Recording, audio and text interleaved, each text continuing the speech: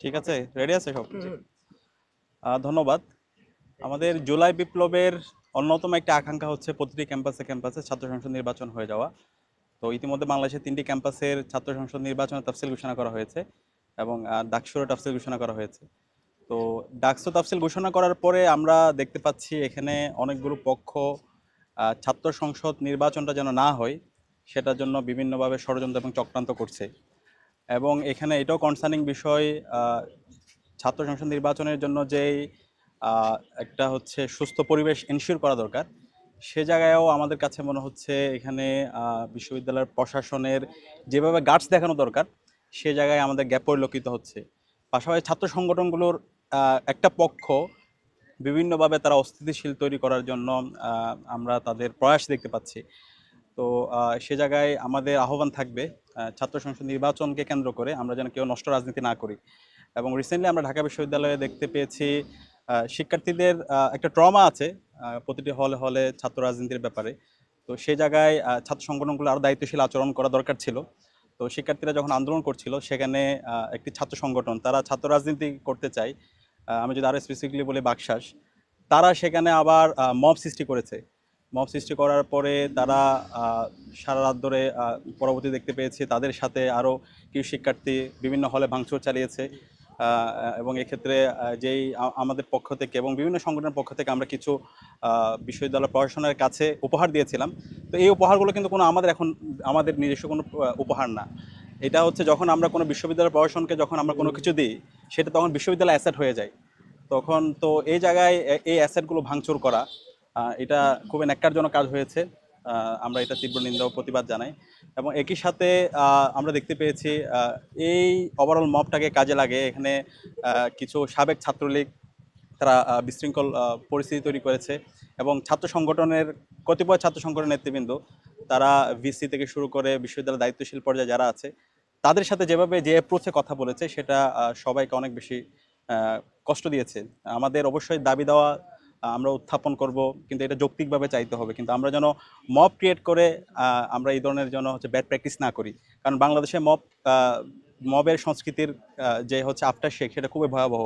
আপনারা জানেন 2013 সালে শাহবাগ কায়েমের মাধ্যমে বাংলাদেশে এই মব কালচারটা তৈরি হয়েছিল এবং এই মব জাস্টিসের মাধ্যমে এই মব সন্ত্রাসের মাধ্যমে বাংলাদেশে আমাদের গত 10 থেকে 12 বছর ফেসিবাদের মধ্যে দিয়ে আমাদেরকে পরবর্তীতে যেতে হয়েছে। তো এই মব সংস্কৃতি যেন আমরা ফিরে না আসি, আমরা যাই করব এটা যেন অবশ্যই গণতান্ত্রিকভাবে এবং এটা হচ্ছে সুস্থ ধারার আলোকে আমরা সবকিছু করার চেষ্টা করব। আমাদের দাবি দাওয়া উত্থাপন করব, শিক্ষার্থীরা আমাদের সাথে থাকবে। কিন্তু কোনোভাবে হচ্ছে কোনো কিছু করতে গিয়ে আমরা সন্ত্রাসী কর্মকাণ্ড করা, চাপায়া দেওয়া, সেটা ন্যাক্কারজনক কাজ। তো এটা যারাই করছে আমরা তাদেরকে অনুরোধ করব এই ধরনের কাজ না করার জন্য। আর ছাত্র রাজনীতির ব্যাপারে আমরা শুরু থেকেই বলছি, আমরা জুলাই বিপ্লব পরবর্তী আমরা বলছি ছাত্র রাজনীতি আমূল পরিবর্তন চাই এবং ইসলাম ছাত্র শিবির গত 1 বছর ধরে আমাদের সামগ্রিক অ্যাক্টিভিটির মাধ্যমে সেটা আমরা প্রমাণ করেছি। এবং আমরা বলছি ছাত্র রাজনীতি হবে এটা মার্কেট প্লেস অফ আইডিয়া। আমরা আমাদের আইডিয়াগুলো নিয়ে যাব, আমরা আদর্শগুলো নিয়ে শিক্ষার্থীদের কাছে যাব। শিক্ষার্থীরা যারা আদর্শ তার ভালো লাগবে সেটা গ্রহণ করবে, যার আদর্শ ভালো লাগবে না সেটা সমালোচনা করবে। কিন্তু আমরা এখানে কেউ হকিস্টিক অথবা স্ট্যাম্প নিয়ে যাব না, আমরা কেউ পেশ শক্তি প্রদর্শন করবো না। তো এই ধরনের একটা সুস্থ ধারার রাজনীতি ইসলাম ছাত্র শিবির জায়গা থেকে আমরা একটা মডেল এক্সাম্পল আমরা ইতিমধ্যে ক্রিয়েট করেছি। এখন আমরা দেখতে পাচ্ছি আমাদেরকে আদর্শিকভাবে মোকাবেলা করতে না পেরে কিছু বন্ধুপ্রতিম ছাত্র সংগঠন ক্রমাগত আমাদের উপর দোষারোপ করছে। এবং রিসেন্ট ঘটনা সেটা আপনারা দেখতে পেয়েছেন, যেটা মব তৈরি করা, এই সব কিছুতেই বাকশাল জড়িত ছিল। পাশাপাশি বামপন্থী এবং সাবেক বামপন্থী যারা আগে বাম সংগঠনের সাথে জড়িত ছিল ওরা এখানে নেতৃত্ব দিয়েছে। কিন্তু এই ধরনের একটা আন্দোলন আবার শিবিরের উপর দায় চাপিয়ে দেওয়া, তো এই ধরনের দায় চাপানোর সংস্কৃতি যদি আমরা করতে থাকি আলটিমেটলি এটা সবার জন্য ক্ষতি। তো আমরা অনুরোধ করব দায়িত্বশীল পর্যায়ে যারা ছাত্র সংগঠনে আছেন আপনারা আর একটু দায়িত্বশীল আচরণ করেন এবং আসেন আমরা সবাই একসাথে বসে আমরা পলিসি ডায়ালগের মাধ্যমে আমাদের ছাত্র রাজনীতির রূপরেখা কী হবে সেটা নিয়ে আমরা আলাপ করি। এবং সেই কথাগুলো আমরা হচ্ছে সে গত বছর অগাস্ট সেপ্টেম্বরেই বলেছিলাম। এবং ছাত্র রাজনীতির জন্য যতগুলো অংশীজন আছে সেই অংশীজনগুলো বসে আমাদের ছাত্র রাজনীতির রূপরেখাটা কী হবে সেই রূপরেখাটা আমরা পলিসি ডায়ালগের মাধ্যমে আমরা ঠিক করি। এবং এক্ষেত্রে আমরা আরেকটা প্রস্তাবনা বিশ্ববিদ্যালয় প্রশাসনকে দিয়েছি।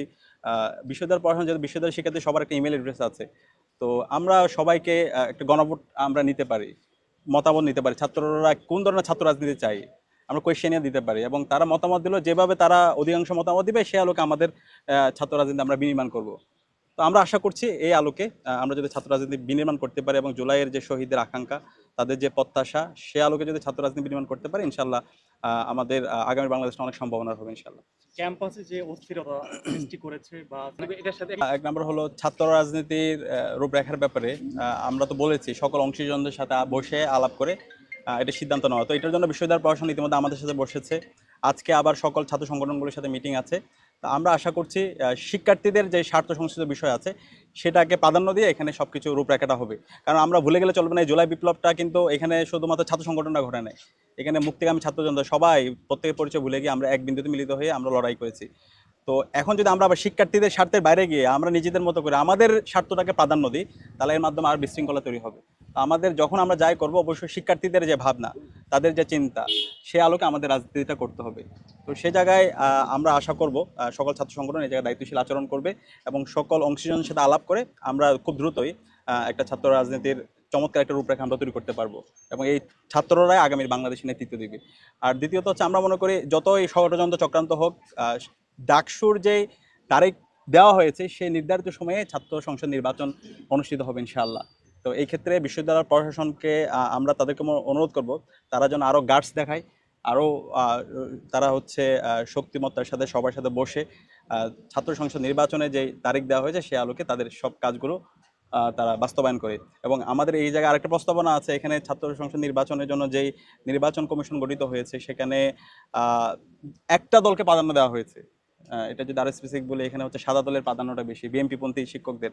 তো এটা যদি আরেকটু ইনক্লুসিভ হয়, সবাইকে যদি নিয়ে আসা হয়, সকল অংশীজনদেরকে যদি এখানে নিউট্রাল যে শিক্ষকরা আছে তাদেরকে যদি কানেক্ট করা হয়, তাহলে এই নির্বাচনের প্রতি শিক্ষার্থীদের আস্থাটা আরও বাড়বে। তো আমরা আশা করব যারা এখন পর্যন্ত নির্বাচন কমিশনে আছে তারা দায়িত্বশীল আচরণ করবে, পাশাপাশি বিশ্ববিদ্যালয় প্রশাসন এই কমিটিকে আরও ইনক্লুসিভ করবে, সেই আহ্বান থাকবে এবং আমরা আশা করছি নির্ধারিত সময়ে ছাত্র সংসদ নির্বাচন অনুষ্ঠিত হবে।